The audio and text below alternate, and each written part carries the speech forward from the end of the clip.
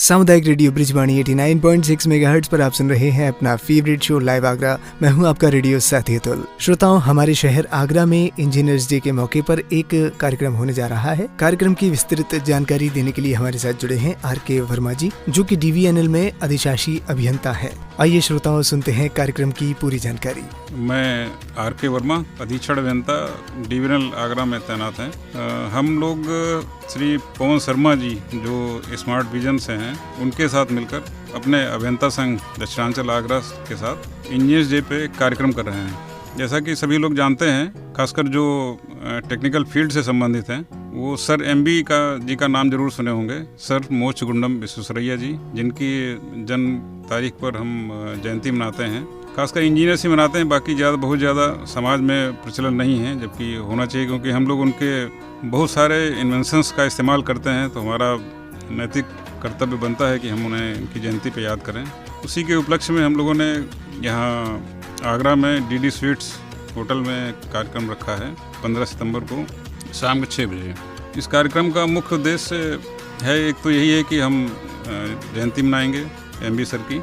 दूसरा जो है, दक्षिणांचल विद्युत वितरण निगम लिमिटेड में जो लाइनमैन से लेकर हमारे JE, SDO, एक्सियन, SE, चीफ साहबान ने बहुत अच्छा काम किया है। जो बेस्ट परफॉर्मर्स रहे हैं, उनको एक सम्मानित भी करेंगे ऐसे शुभ अवसर पे। ये भी एक प्रयास है, इसका पार्ट ऑफ दी प्रोग्राम है ये। जहाँ तक हमारे अतिथियों का प्रश्न है, तो उसमें मैक्सिमम लोग तो इंजीनियर्स ही हैं, लेकिन समाज के लोगों को भी उसमें जोड़ा गया है, जोड़ने का प्रयास किया जा रहा है कि लोग कम से कम ये चीज़ देखें तो कि इंजीनियर्स कैसे काम करते हैं, क्या इंजीनियर्स से क्या देश को फ़ायदा है, क्या समाज को फ़ायदा है, हमें इनका कैसे सहयोग करना चाहिए। मेन चीज़, हमें जनता से सहयोग की ज़्यादा आकांक्षा रहती है, जो शायद उतना नहीं मिल पाता जितना और दूसरे विभागों को मिल जाता है। कोई भी तकनीकी काम हो, वो नीरस टाइप का लगता है कि मशीन से काम करना, फिर मशीन से ही सेवा कराना, तो ये थोड़ा सा अटपटा भी लगता है। और चूँकि टेक्निक इन्वॉल्व होती है, साइंस इन्वॉल्व होती है, तो इंटरेस्टिंग नहीं रहता है। जैसे कोई प्रोग्राम हो कहीं पे जो एंटरटेनिंग हो, तो उसमें ज़्यादा भीड़ इकट्ठी हो सकती है।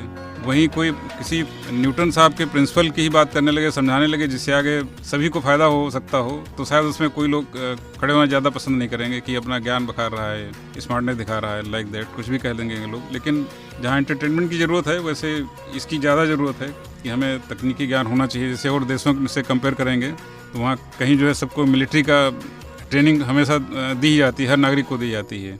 बहुत छोटे छोटे देश हैं जहाँ पे टेक्निक इतनी ज़्यादा विकसित हो गई कि वो दूसरे देश को कितना मटेरियल एक्सपोर्ट करते हैं। हमारे यहाँ कितनी जनता है, हम कितने इंजीनियर्स हैं, कितने साइंटिस्ट हैं, उस चीज़ को भी नहीं पा रहे हैं। कुछ उसमें हिच हैं अभी। ब्रिजवाणी आगरा ने हमें मौका दिया जनता से रूबरू होने का, कि इस माध्यम से मैं कम से कम जनता से अनुरोध कर सकूं, लोगों से अनुरोध कर सकूं, खासकर जो हमारे युवा इंजीनियर्स हैं उनसे अनुरोध कर सकूं कि जो हम काम करें उसमें समाज का हित पहले देखें, अपना हित बाद में। क्योंकि समाज रहता है, स्वस्थ रहता है, मस्त रहता है, तो हर आदमी फिर समाज से ही है, तो समाज अपने, फिर हर व्यक्ति अपने आप सही रास्ते पे भी चलता है और स्वस्थ भी रहता है, खुश भी रहता है। जो हैप्पीनेस फैक्टर बढ़ाने की बात चल रही है, वो हैप्पीनेस फैक्टर अपने आप बढ़ जाएगा। बहुत बहुत धन्यवाद ब्रिजवाणी का, जो हमें मौका दिया। धन्यवाद। श्रोताओं, कार्यक्रम की इस जानकारी के बाद लेते हैं एक म्यूजिकल ब्रेक। लौटकर आपसे करेंगे ढेर सारी अच्छी जानकारियों पर बात। सुनते रहिए सामुदायिक रेडियो ब्रिजवाणी 89.6 मेगाहर्ट्ज।